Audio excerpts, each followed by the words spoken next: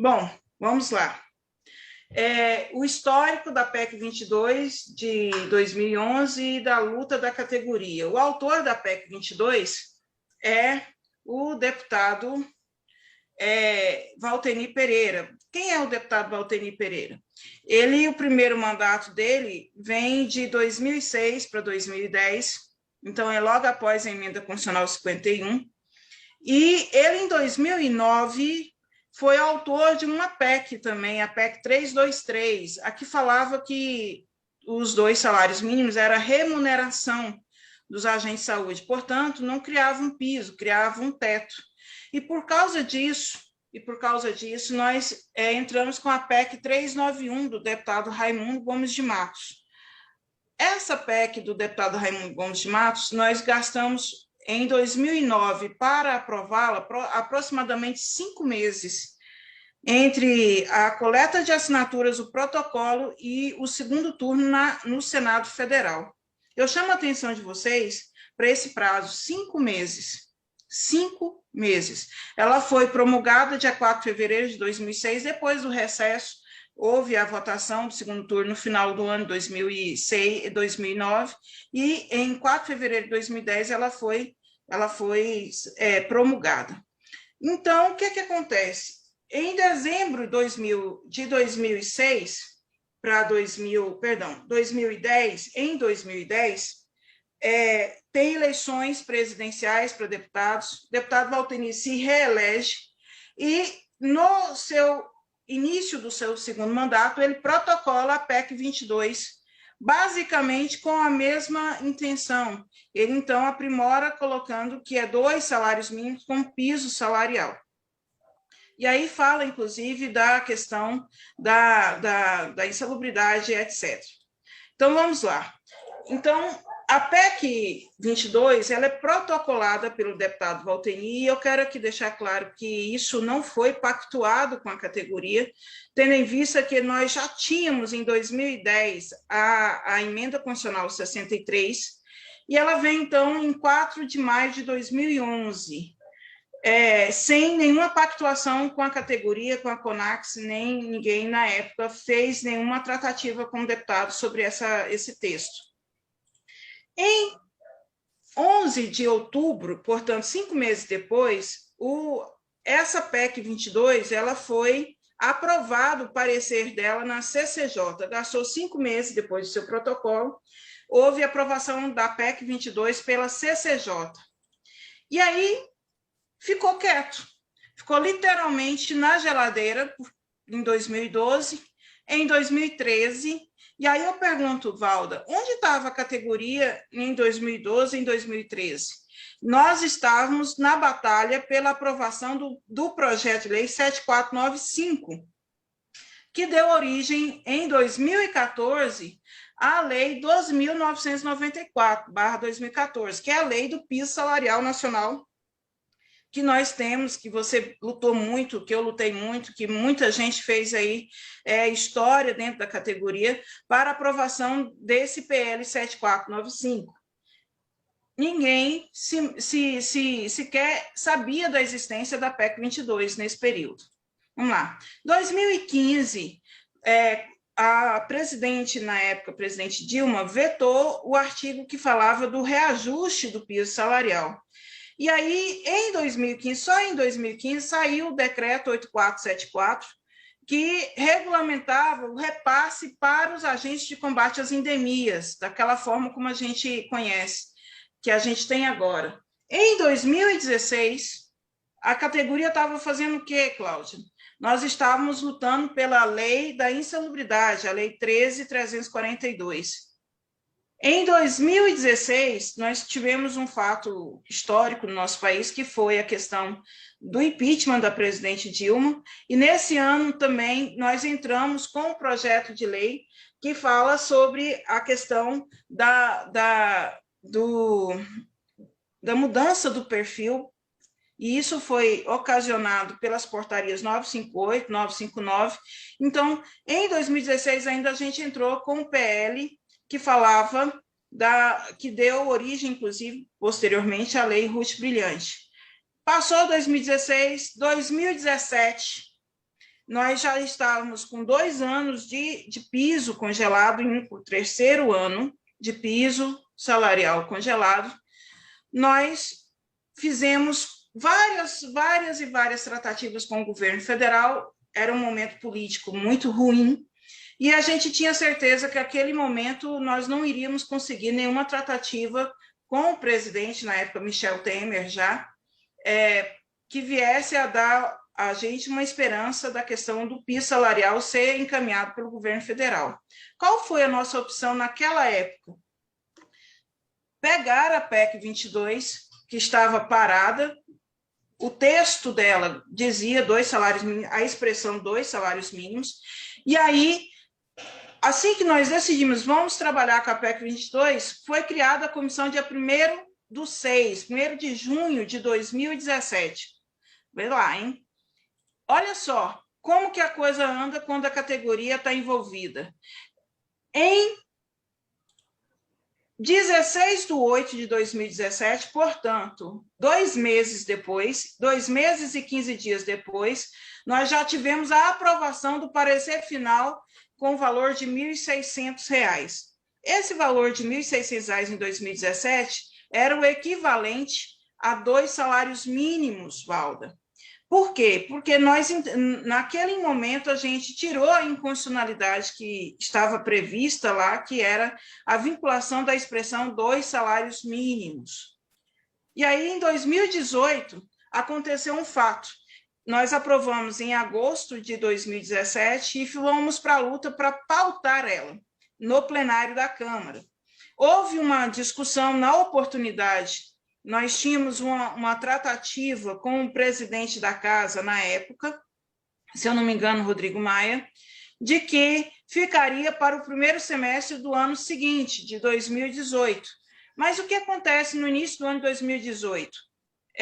Existe a intervenção militar no Rio de Janeiro, e aí, por consequência, fica paralisado, suspenso todas as PECs em tramitação no Congresso Nacional, inclusive a PEC 22. Mas que quando Deus fecha uma janela, abre uma porta, olha só, em 2018 isso não foi obstáculo para a nossa categoria. Nós aprovamos o PL que falava das atribuições dos agentes comunitários de saúde, muita gente estava criticando essa iniciativa naquela oportunidade da Confederação, porque todo mundo queria piso salarial, e a estratégia que nós usamos foi trabalhar a lei do perfil profissional do agente de saúde, a atualização desse perfil com a lei Ruth Brilhante, e dentro desse processo de negociação, nós provocamos o momento em que houve a necessidade de fazer a medida provisória 827. Essa medida provisória, ela foi o carro-chefe para que a gente conseguisse o piso salarial que se transformou na Lei 13.708. Então, aquilo que parecia lá em 2017 impossível para a gente, mas pelo momento político que vivemos, porque 2018 foi ano de eleição, e um ano muito atípico, nós conseguimos, com os parceiros que tínhamos naquela oportunidade, fazer praticamente um milagre, que foi fazer com que a medida provisória viesse e a gente negociasse de forma muito interna dentro do poder executivo, com o aval de Eunice de Oliveira, com o aval de André Moura e outros, nós conseguimos o piso salarial escalonado, mas chegando ao patamar que a gente tinha desde 2014, que era 1,4 salários mínimos, que é o que nós temos hoje de 1.550, um pouco a mais do que isso. Isso, gente, colocou a PEC 22 como uma possibilidade descartada para a categoria. E aqui, Valda, eu digo que nós tínhamos, desde 2019, depois, em 2019, nós enfrentamos a reforma da Previdência, no primeiro ano de mandato do atual presidente. A reforma da Previdência, nós fomos derrotados nas nossas articulações, e, em seguida, ninguém mais tocou no assunto de piso salarial, ninguém mais tocou no assunto de reajuste, e a PEC 22 ficou lá do jeitinho que ela estava anteriormente, sem mexer, sem alterar, sem fazer nenhuma movimentação para ela. Ela está na situação que está hoje desde 16 de 8 de 2017. Mas a categoria avançou. E hoje nós temos uma diferença de apenas R$ 50 no valor previsto no texto da PEC 22. Portanto, se a PEC 22 for aprovada hoje, nós teremos um piso no valor de R$ 1.600, um valor equivalente a R$ 50 de reajuste ou 3,23% de reajuste. Então, somente isso, viu? Esse é a linha do tempo do que dizem aí, tem 10 anos que essa PEC está parada. Primeiro, quero deixar claro para a categoria, essa PEC nunca foi uma estratégia iniciada pela categoria. Nós aproveitamos a existência dela para tentarmos a fazer o piso salarial em 2017. Fomos interrompidos na nossa estratégia em 2018 pela questão da intervenção militar no Rio de Janeiro, e a própria categoria construiu suas alternativas com a Lei 13.595, Medida Provisória 827 e a Lei 13.708. O que eu quero colocar com isso, Cláudia e Valda? Eu quero dizer a vocês que a gente precisa compreender aqui até que ponto a PEC 22 hoje é uma solução para o reajuste do piso salarial. Nós precisamos ter muita responsabilidade com a categoria para compreender até que ponto, Valda, a PEC 22 é a solução para o reajuste do nosso piso salarial. Era uma solução lá em 2017. Com a vinda dessa nova regulamentação em 2018, que vigorou 2019, 2020, 2021, nós precisamos fazer adaptações, atualizações no texto da PEC 22. Mas qual é o grande problema? Aí eu quero ser muito direta e franca com todos vocês que estão nos ouvindo. O grande problema é essas adaptações. Hoje eu tenho que realizá-las não dentro de uma comissão especial, que tem toda uma condição favorável para a nossa categoria, mas sim dentro do plenário da Câmara de Deputados.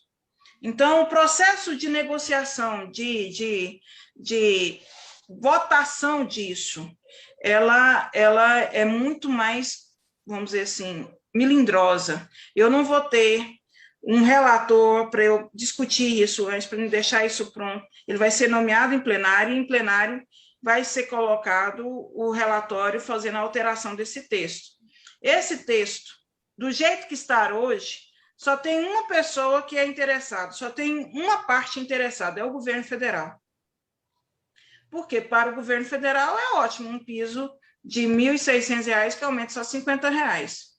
Mas resta saber se a categoria compreende que isso é um bom salário. Nós aqui no Fenaras entendemos que não. Então, nós precisamos ter o cuidado, porque chegar lá no plenário e perder, e for aprovado os R$ 1.600, para nós é uma derrota. O que nós precisamos é chegar no plenário com um valor que realmente seja equivalente aos 2 salários mínimos, como foi a proposta lá em 2017.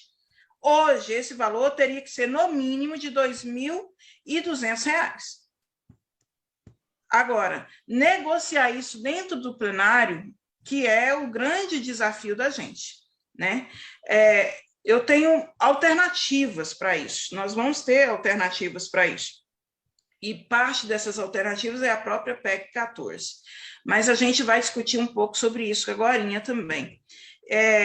Vocês querem fazer algum questionamento, alguma fala sobre isso? Valda, Cláudia? Eu estou com a PEC 22 aqui, o texto dela, para apresentar. Se vocês quiserem que eu continue, ou então vocês já podem fazer algum questionamento sobre esse assunto agora. Eu queria fazer o questionamento seguinte, doutora Elaine, explica para a categoria a importância dessa reflexão desses 1.600, uma categoria que teria esses 1.600 como ensino fundamental e hoje, no texto da lei, está com o ensino médio e ensino médio técnico. Se ela for aprovada nesse valor, o que traz de retrocesso e desvalorização e principalmente marginalização desse profissional? Eu estou colocando para você, Cláudia, que em 2017 nós tínhamos a PEC com 2 salários mínimos, portanto, R$ 1.600 era o valor de 2 salários mínimos na época, em 2017, e mais a proposta de aumento da escolaridade da categoria para ensino médio. Então, tudo ok. O que está acontecendo agora é como se fosse um delay, como a gente estava colocando aqui o problema da live, né? Eu falava e lá na frente repetia. Hoje, em 2021, para aprovação dessa PEC, nós temos o piso salarial fixado no texto em valor de R$ 1.600, que não é compatível com 2 salários mínimos, mas nós já temos aprovado a lei que ampliou a escolaridade para o ensino médio e agora já sai uma nova expectativa para a categoria, que é a questão do ensino técnico. Por isso que nós estamos aqui numa preocupação com essa agonia que a gente está para pautar a PEC. Pautar a PEC talvez seja a coisa mais fácil nesse momento, porque se for para pautar, para votar em R$ 1.600, com certeza o governo vai achar ótimo isso. Mas nós precisamos ter um conjunto de entendimento entre governo, oposição e partidos de centro para aprovar a PEC com o valor do piso de R$ 1.200 para o ensino médio e, se possível, o ensino técnico já está definido também de R$ 2.750. Porque é isso. Corrigindo, doutora Elaine, falou R$ 1.200, é R$ 2.200. R$ 2.200, perdão, R$ 2.200 e R$ 2.750. Porque lá no plenário eu tenho um ambiente diferente de uma comissão especial. Uma comissão especial eu vou ter estourando 40, 50 deputados, que teoricamente são pessoas que estão lá por nossos interesses, para defender os interesses da categoria, que vão estar lá, inclusive, fazendo o trabalho de articulação no meio das bancadas, seja da bancada governista, da bancada de oposição, para que aquele interesse nosso chegue redondinho no plenário da Câmara e passe. Porque conseguir 308 votos é muito difícil, não é fácil.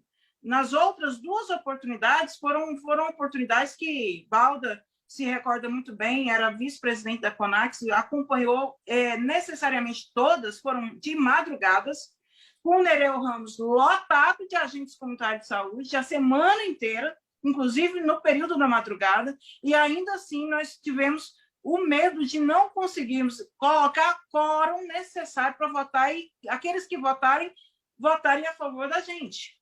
Então, nós temos hoje um ambiente em que, Cláudia, eu acho que o Fenaras foi muito feliz em buscar o movimento da desprecarização pela força que vocês têm nas redes sociais, porque hoje nós estamos reféns, literalmente, dessa articulação de rede social, porque nós não temos, isso a CONAX vem colocando muito clara, ela vem sofrendo muito com isso, porque a grande expertise da nossa categoria era a mobilização presencial, era aquele jeitinho que nós tínhamos de entrar, de buscar, fazer o trabalho corpo a corpo, que hoje nós não vamos ter condição de fazer isso. E, pelo jeito, aí, a vinda da terceira onda, isso não vai ser facilitado em nada.